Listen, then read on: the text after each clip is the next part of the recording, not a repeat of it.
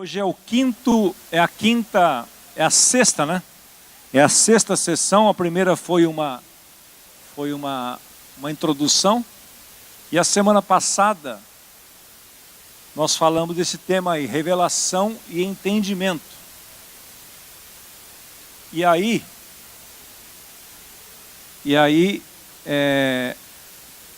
eu separei um resumo do resumo aí para dizer para você o seguinte, que nós vimos na semana passada isto, né? A natureza da revelação, ela abre novas dimensões de vida, de possibilidade e fé. Quando você tem revelação de algo, eu usei a figura da revelação semana passada, como se, imagine que você tivesse coberto com uma toalha, um pano, um tecido, e eu ficasse aqui falando o tempo todo, e você ficava pensando assim, o que será que tem lá? O que será que tem lá? O que será que tem lá? Você não ia nem prestar atenção no que eu ia falar, você ficar olhando para o negócio. Imagina se tivesse uma toalha vermelha aqui, um tecido, uma seda vermelha aqui, né? Você ia ficar o tempo todo, o que será que tem lá? Aí chegava uma hora que eu falava assim, eu vou mostrar para você. Aí tira, aí é revelado. Então revelação é isso. É quando a gente descobre algo que Deus está falando conosco e como aquilo se aplica na nossa vida. Então, a revelação, a natureza dela, ela abre novas dimensões de vida, possibilidades e fé. É impossível viver a vida sem receber a revelação de Deus regularmente. Não tem como. Andar com Deus é você receber diariamente revelações dele, novas perspectivas. Você que via um problema de uma maneira, você começa a ver de outro. Você via as pessoas de uma maneira, você começa a ver de outro, conforme Deus vai revelando-se a você, revelando a sua palavra e os seus princípios. E os dois textos chaves que nós trabalhamos foi Oséias 4:6 e Provérbios 29:18. Oséias 4:6 diz: o meu povo tem sido destruído porque lhe falta conhecimento. Esse conhecimento é esta revelação. O conhecimento aí não é cognitivo apenas, é muito mais do que isso. E Provérbios 29:18, o texto diz: não havendo profecia, o povo se corrompe. Tem outra versão que diz: não havendo revelação, o povo se corrompe. Então a destruição e a corrupção que existe na humanidade existe por falta de conhecimento e de revelação. Então a natureza é essa aí. E hoje à noite nós vamos falar, dentro dessa sequência, que o entendimento é uma experiência. O que significa isso? Muitas vezes você, quando lê sobre algo, e aquilo é novo para você, é um conceito novo, você acha que você já teve entendimento. Mas isso não é verdade. Porque o entendimento, assim como a revelação, ele, para ser completo, aquilo precisa te levar a uma nova experiência. A uma nova experiência. Vou dar um exemplo para você. Você, tanto quanto eu, viu em filmes, várias vezes, que Jesus morreu na cruz, certo? Ninguém no Brasil não sabe disso, que Jesus morreu numa cruz. Todo mundo sabe. Mas esse conhecimento é um conhecimento intelectual e cognitivo. Tem muita gente que sabe disso e continua vivendo da mesma forma. Continua vivendo escravo do pecado, continua, como pregamos aqui domingo, né? Andando segundo a vontade da carne e dos pensamentos, sendo conduzidos, manipulados por Satanás, por espírito, por inveja, uma série de coisas. Mas ele sabe, intelectualmente, de que Jesus morreu na cruz e morreu por ele ainda por cima. Mas enquanto não houver uma experiência verdadeira, este entendimento ele é parcial. Ele é parcial. Então é sobre isso que eu vou falar com você hoje, e é por isso que nós colocamos você nesse formato hoje, porque eu quero provocar algumas experiências em você e em mim também. O entendimento é uma experiência. Precisamos pedir para ter experiência daquilo que cremos.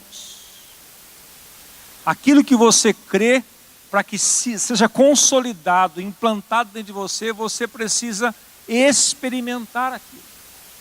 Volto no exemplo que acabei de dizer aí.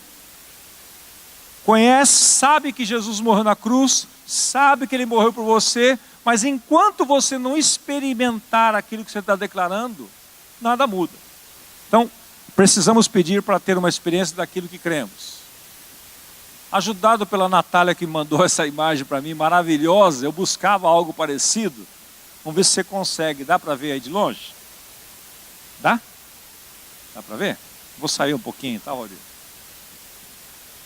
Olha como o nosso cérebro aprende. Olha aí.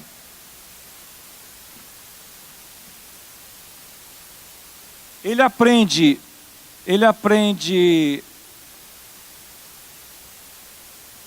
10% lendo. Se você quer só aprender 10% do que se vai estudar, leia. Só leia. Pega o livro, vai lendo. Pega a Bíblia, vai lendo. Você vai aprender somente 10%. Quando você ouve, já sobe para 20%. Quando você observa algo acontecendo, aquilo já sobe para 30%. Olha como é bom você andar com alguém e ficar observando. Muitas coisas que eu aprendi no ministério, fui observando o Carlos Alberto Bezerra fazer, o Ademar de Campos fazer. Não foi lendo, foi estando do lado. Foi estando ao lado. Jesus, quando quis formar os seus discípulos, Ele usou 4 estágios na formação dos discípulos. 4 estágios. O primeiro estágio era exatamente o estágio da observação. Ele pôs os discípulos do lado e disse assim para eles: vejam como eu faço. E eles não faziam nada, só ficavam observando. Mas Jesus já sabia desse princípio aqui, ó. Ele sabia que eles ali estavam absorvendo da observação 30%. O segundo estágio que Jesus usou foi: agora vocês cooperem comigo. Observe, o segundo, coopere, quer dizer, me ajude a fazer. O terceiro estágio, faça debaixo da minha supervisão. E o quarto estágio, vão e façam e me contam como foi. Então, se você quer aprender de fato, você precisa seguir esse caminho aqui, ó, que é um trabalho científico, certamente. Agora, quando você vê e ouve, por isso que eu tenho procurado usar áudios visuais aqui. É por isso que quando você lê um livro, você tem uma percepção. Quando você assiste um filme, se você ler o livro e assistir o filme depois, aí você grava mesmo. Por quê?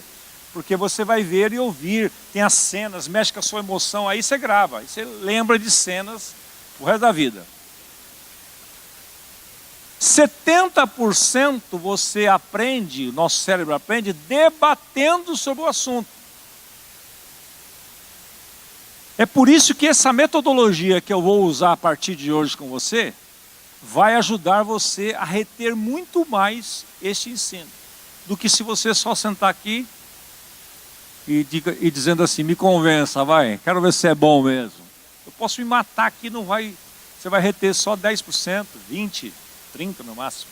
Então eu sei também que você não sai de uma noite fria de casa para assistir um palestrante. Você quer aprender de fato. Agora, quando você pratica o que você aprende, sobe para 80%. Se você só ouvir, se você só ler, observar, debater, vai ter um efeito. Mas quando você praticar, sair daqui hoje e já praticar o que você aprendeu, vai subir para 80%. E 95% é o meu privilégio aqui hoje. Eu retenho muito mais que vocês. É a terceira vez que eu leio esse material. Terceira vez. Todas as vezes eu resumo ele. Eu resumo ele no meu Evernote. Confiro tudo. Depois eu faço o resumo do resumo para criar slides para você. E depois venho aqui e falo com você. Então, eu sou privilegiado. Mas esse privilégio não é só meu. Eu quero que você saia daqui hoje com o desafio de chegar a esses 95%, entesourando para outros, falando desse tema para outros, explicando para outros. Eu vou mandar esse arquivo para você depois em PDF, para você ter isso, que esse material é riquíssimo. Então, posto isso aí, esse é o princípio que eu quero compartilhar com você. Agora, tem eu vou ler um trecho aqui que conta a história, que esse negócio da revelação, quando se coloca em prática, ele é poderoso. Então, há um relato aqui que eu quero ler para você na íntegra, que vai ajudar-nos a entender o que nós estamos querendo dizer aqui sobre essa situação. Veja aqui. O tema é a revelação colocada em prática. Então veja o que aconteceu aqui. Após um tempo prolongado de ministração na África, uma equipe ministerial da nossa igreja foi a Joanesburgo, na África do Sul, antes de deixar o continente. Eles não confinavam o ministério a um culto de igreja ou uma fila para receber cura. Eles estavam instantaneamente prontos para ir por onde quer que fosse. Depois que o principal aspecto da viagem terminara, eles caminharam do hotel até um restaurante, pretendendo relaxar e comprar umas lembranças. Tinham acabado a administração ali e estavam passeando. Quando se depararam com um homem sem teto, chamado Peter, que estava numa cadeira de rodas. Peter contou como estava paralisado há 11 anos, depois de cair de uma altura de 4 andares. Ele não sentia nada da cintura para baixo e mal movia os braços. No dia anterior, malfeitores locais o haviam levado a um campo e o deixaram ali para morrer. Peter havia desistido da vida, mas ouviu Deus dizer: se você ficar aqui, você vai morrer. Então ele se arrastou até a cidade usando os braços. E nesse ato que ele teve, ele encontrou com essa galera aqui. Olha só o que aconteceu. A equipe orou por ele e a perna de Peter começou a tremer loucamente. O que está acontecendo comigo? Ele gritou. Ele começou a chorar e a se arrepender por estar zangado com Deus. Ele até prometeu deixar de fumar. Um membro da equipe foi comprar sapatos e meias, vendo que logo Peter estaria andando. O cara estava já paralisado há um tempão. Eles colocaram os sapatos e meias nos pés dele, e ele sentiu cócega nos dedos dos pés. A primeira sensação que ele tinha nesse local havia 11 anos atrás, que ele nunca mais sentiu nada. Eles o ergueram e ele começou a andar. Sua fisionomia mudou completamente. O homem que empurrava a cadeira de rodas de Peter por muitos anos também foi salvo. E eles cantaram juntos: o nosso Deus é um Deus tremendo. Aquele estacionamento tornou-se uma cena de ministração espontânea, quando rapidamente espalhou-se a notícia da cura de Peter. As pessoas paravam por curiosidade para observar o que estava acontecendo. E logo eram salvas e cheias do Espírito Santo. Então um carro se aproximou e o motorista estava impaciente, tentando ultrapassar a multidão que se formou ali. Os membros da equipe se aproximaram do carro e descobriram que um dos seus ocupantes era a pessoa que tinha levado Peter para deixar no campo para morrer. Olha só onde foi parar o negócio. Aquele homem saiu do banco de trás e desapareceu de cena. Os outros dois viram como Peter fora curado e entregaram suas vidas a Cristo. E arrancaram suas guias de feitiçaria. Na totalidade, havia cerca de 12 de novos cristãos, alguns cheios do Espírito Santo, e um aleijado, que não era mais aleijado, todos saindo juntos para comer alguma coisa. Isso se chama colocar a revelação em prática. Veja que renovar a mente não é meramente ler palavras em uma página e ter um momento de revelação sobre um versículo específico. Isso é considerado renovação da mente em muitas igrejas, mas na melhor das hipóteses é apenas a metade da equação. A renovação vem à medida que a revelação leva você a uma nova experiência com Deus, como aquelas pessoas tiveram naquele dia na África do Sul. Você pode ter um momento de inspiração enquanto lê a Bíblia, ou alguém pregar sobre a sua mensagem, mas sem dar o próximo passo para ter uma experiência, o processo é paralisado e não há renovação. Então, meus irmãos, quando você aprende algo, se você não colocar em prática, aquilo não se torna uma revelação completa. Então é muito importante isso. E eu estou dando alguns princípios aqui, vai se preparando, porque no final eu vou dar algumas tarefas para você fazer aqui hoje. Aqui hoje. Nós vamos ter momentos de oração aqui para praticar isto, para a gente colocar o ensino e a revelação em prática, senão nada muda na nossa vida. Como ocorre a revelação? A revelação da mente vem à medida que a revelação leva você a uma experiência com Deus. E não apenas quando você lê um versículo bíblico que traz a você um novo entendimento sobre determinada verdade. Então, se você só ler, como vimos aí, não vai acontecer nada. Mas quando você pratica aquilo, você realmente experimenta algo novo da parte de Deus e a revelação chega até você. Se você apenas tiver um momento de inspiração meditando nas Escrituras e não colocar em prática o que Deus falou com você, o processo será paralisado e não haverá renovação. Você vai se enganar. Você acha, aprendi um negócio novo, mas depois você esquece. Quantos aqui já tentaram aprender inglês? Sabe aquele negócio de você ir, eu vou só uma vez cada 15 dias. Não aprende. Por quê? Não pratica. Sabe aqueles brasileiros que vão aprender inglês em Orlando, Fort Lauderdale, e convive só com espanhol e brasileiro ali, fica 5 anos lá e aprende o quê? Espanhol, mas não inglês. Por quê? Porque não muda nada, não pratica. Assim é a nossa vida, meus irmãos. Então nós precisamos praticar, praticar.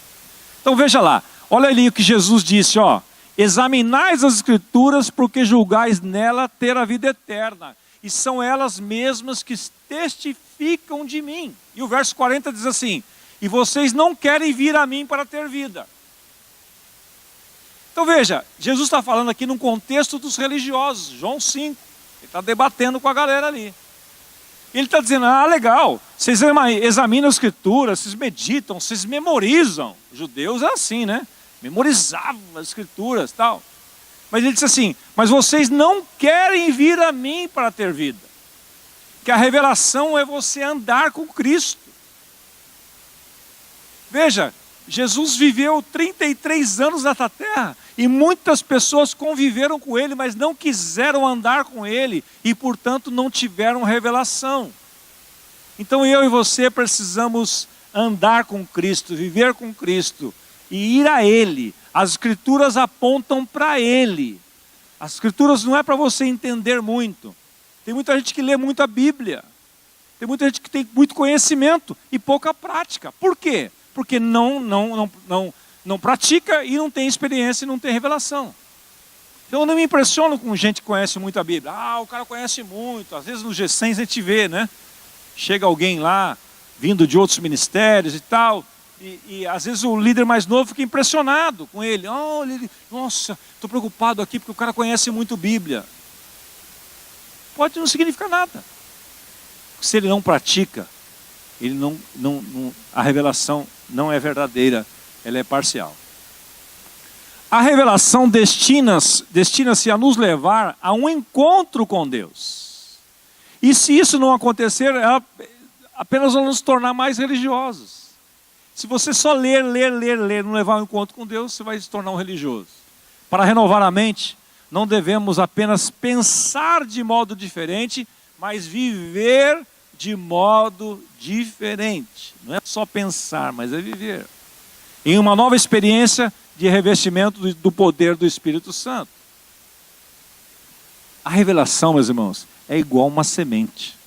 Olha só que conceito maravilhoso aí, Quando Deus nos revela alguma coisa, precisamos colocar em prática imediatamente.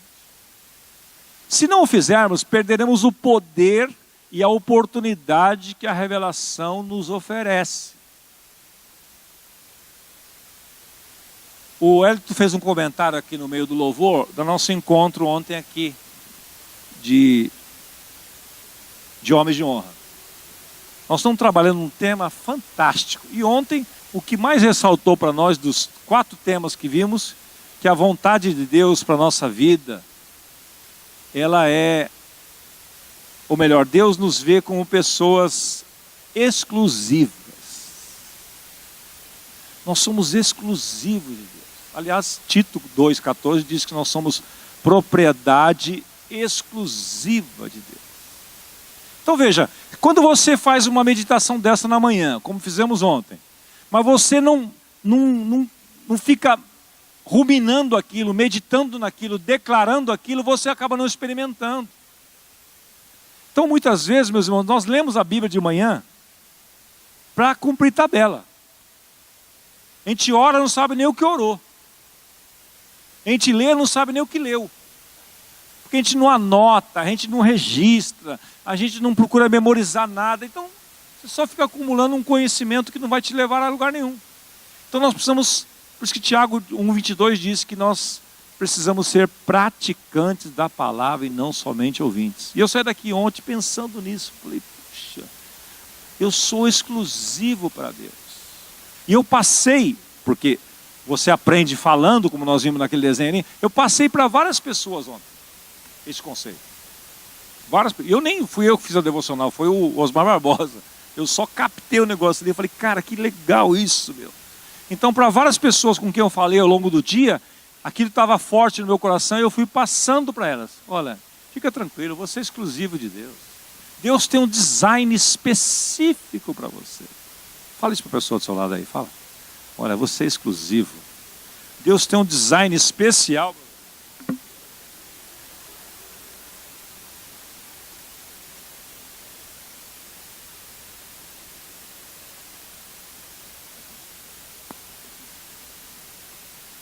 Eu falava com um pastor ontem, né? Quando eu saí daqui, fui no telefone com ele até em casa. Um pastor mais jovem. E eu estava dizendo para ele, né, olha, Osmar, estou sofrendo umas pressões aqui com comparação com um outro ministro aqui, mais experiente e tal. Eu falei, relaxa, você é exclusivo. Deus tem um design especial para você. Eu falei, não quero imitar ninguém, seja você mesmo. Seja a melhor versão de você mesmo, né? Procure descobrir o que Deus tem para você. Como eu disse aqui domingo na realização, né?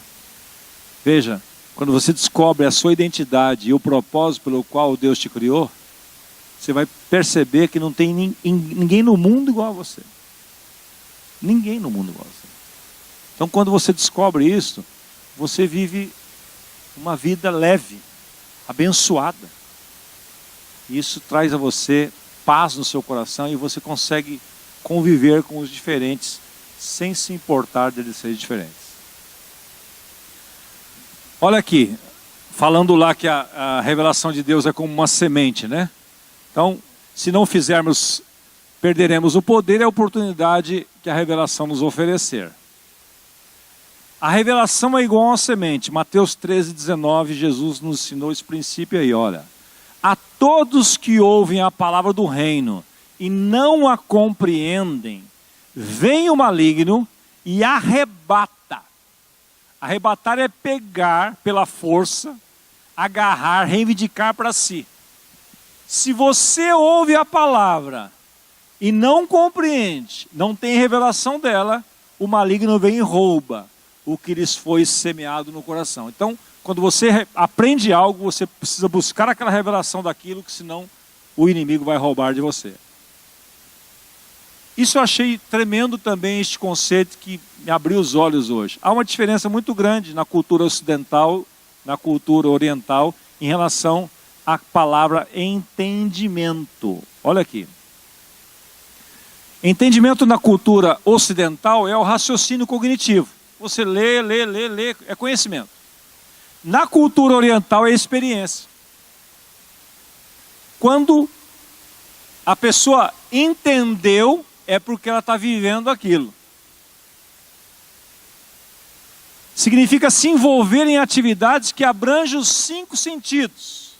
Quando você experimenta algo, tem a revelação de algo, envolve todo o seu ser. Voltando de novo no que eu falei no início sobre a salvação. Quando a salvação, quando você crê em Jesus como Senhor e Salvador da sua vida, quando você recebe a Ele como Senhor e Salvador, aquilo o Espírito ilumina aquela verdade dentro do seu coração. Aquilo, se não afetar os teus 5 sentidos, não aconteceu nada. Se a presença de Jesus em você não mudar a maneira como você olha as coisas e as pessoas, a maneira como você fala com as coisas, fala das coisas e das pessoas, a maneira como você ouve, a maneira como você anda, se não afetar os 5 sentidos, você não teve experiência alguma. Isso é muito importante a gente ter consciência, porque a revelação verdadeira mesmo, ela afeta esse entendimento. Quando ele é verdadeiro, ele afeta todos nós. Você não será a mesma pessoa. Por fora você é. Fisicamente você é a mesma pessoa. Mas você fala diferente. Você olha diferente. Até o que você ouve, aquilo que você ouvia no passado não te fazia mal. Se você estivesse numa roda, a galera falando palavrão à vontade, piada suja, aquilo não te fazia mal. Quando você tem uma experiência e uma revelação, aquilo já te afeta. Quando aquilo que você buscava antes, vendo filmes, internet e tudo mais, você não busca mais. Por quê? Houve uma revelação interior. Então veja que a coisa é profunda, meus irmãos.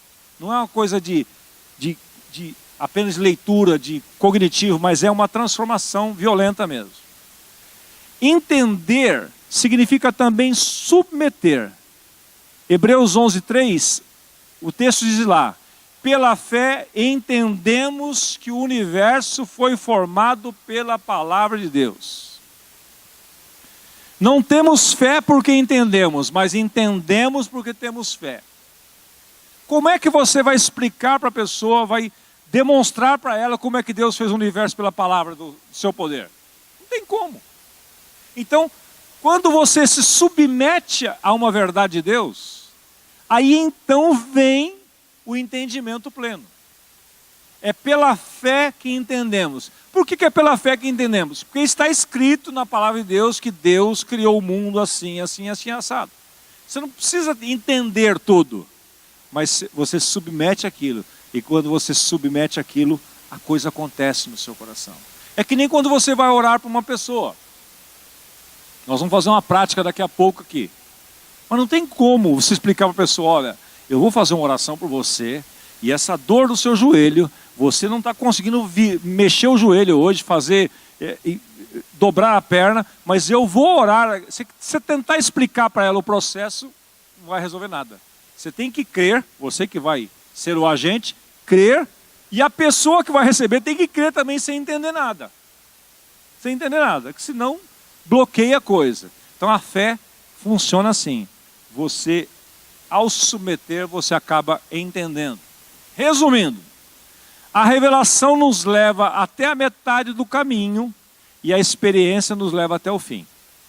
Quando você tem uma revelação de algo, aquilo salta aos teus olhos, você vai até a metade do caminho. Mas quando você pratica aquilo, aí você chega até o fim. Ouvir sem agir deixou você trancado em uma forma sem poder. Muitas vezes nós aqui, a maioria de vocês não são cristãos novos, apesar que tem vários aqui que são novos, mas o teu conhecimento, o meu conhecimento, sem ação, sem prática, nos trancou numa vida sem poder, sem autoridade. Dias eu ouvi de um amigo aí que contou para mim que numa determinada igreja que ele estava, depois de muitos anos apareceu uma pessoa possessa lá, ninguém sabia como resolver aquilo. Foi uma loucura, o culto parou, foi um estresse louco. Por quê? Não há prática. Então nós estamos muito teóricos. Por isso, que se prepare, que nós vamos entrar em coisas muito práticas aqui hoje, a partir de hoje, G100 amanhã, né? Sexta, nosso G100 essa semana, a nossa vigília vai ser hoje multiplicada nos grupos, essa semana, primeira semana do mês, para nós levarmos tudo isso à prática, senão não vai adiantar nada. A Bíblia diz que estamos, por exemplo, a Bíblia diz que estamos sentados à direita do Pai, em Cristo, nas regiões celestiais. Texto que nós vimos domingo aqui. Isto foi escrito para a nossa experiência, e não para termos uma boa teologia. Se você não praticar isto no seu dia a dia, ver as coisas, ver as circunstâncias, ver as pressões, com essa perspectiva de que você está sentado com Cristo nas regiões celestiais, não adianta nada, nada vai mudar. É aquela questão de situação e condição. A situação é essa aí, Deus te colocou lá. Mas a sua condição, se você não agir em fé naquilo, se você não declarar aquilo e começar a uma prática daquilo de mudança de mentalidade através da confissão, e tudo começa pela confissão, conforme eu tenho batido nessa tecla com você. Então, à medida que você vai confessando isto vai trazendo mais fé no seu coração. Se você está atemorizado com alguma situação, por exemplo, você começa a parar e dizer, não, pera um pouquinho, por que eu estou assim? Tem hora que eu falo comigo mesmo. Tem hora que eu faço como Davi no Salmo 42. Por que está abatido a minha alma? Espera em Deus, porque ainda o louvarei. Ele está conversando consigo mesmo. Então tem hora que eu paro assim e falo, pera um pouquinho, por que eu estou preocupado? Por que esse sentimento? De onde veio esse medo aqui? De onde veio essa insegurança do amanhã? De Deus não foi. Se a Bíblia diz que Ele é capaz de cuidar dos pardais, Ele cuida das aves dos céus, do lírio dos campos, Ele não vai cuidar de mim? Por que eu estou preocupado? Então, é este exercício prático que eu e você precisamos fazer. E como é que nós fazemos isso? Conhecendo quem nós somos em Cristo Jesus. Por exemplo, vem uma acusação, uma condenação sobre você de uma coisa do seu passado. É hora de você pegar a palavra, não, pera um pouquinho, não aceito isso. Está escrito, aquele que está em Cristo é uma nova criatura, as coisas velhas se passaram e tudo se fez novo. Eu sou uma nova criatura, tudo se passou e eu sou nova criatura, eu estou em Cristo Jesus, eu não aceito isso. E você vai declarando isso, você vai subindo experimentalmente para esse nível do lugar que Deus te colocou em Cristo Jesus. Porque se você começar a aceitar as coisas passivamente, nada vai mudar e você vai se tornar um religioso. O que o religioso faz? Ele tem muito conhecimento e a prática é muito pequena. Então que Deus tenha misericórdia de nós e nos ajude. Caminhando para o final, para nós irmos à prática aqui, a diferença entre o exagero e a falta. Parte do que nos detém, presta atenção nessa afirmação aí, ó. Parte do que nos detém é a nossa preocupação em sermos exagerados. Parte daquilo que nos detém é por conta de nós sermos preocupados muito em exagerar. Não queremos ser fanáticos religiosos. Tememos, vamos ler juntos ali por favor, que está em negrito. Tememos o exagero mais do que tememos a falta. Já reparou que muitas vezes a gente age assim? A gente fica tão preocupado com os exageros e tão menos preocupado com a falta. Então nós estamos muitas vezes acostumados a uma vida de tanta falta, e isto não nos incomoda. Mas eu quero dizer para você que Deus tem muito mais para você, para mim, para o seu grupo, para a sua família, e você não pode temer avançar. Você não pode temer sonhar. Você não pode temer desejar mais. Uma mente renovada que evita uma mente renovada não evita o impossível, mas é atraído por ele.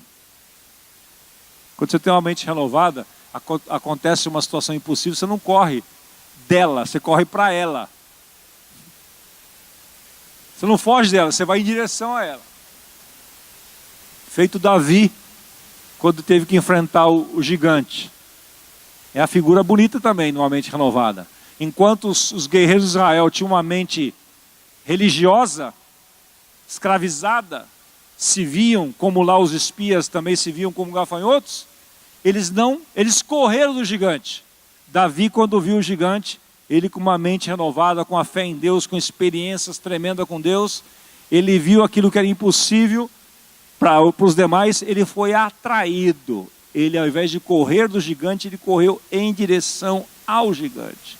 Quando você coloca a revelação em prática, o que era impossível começa a parecer lógico.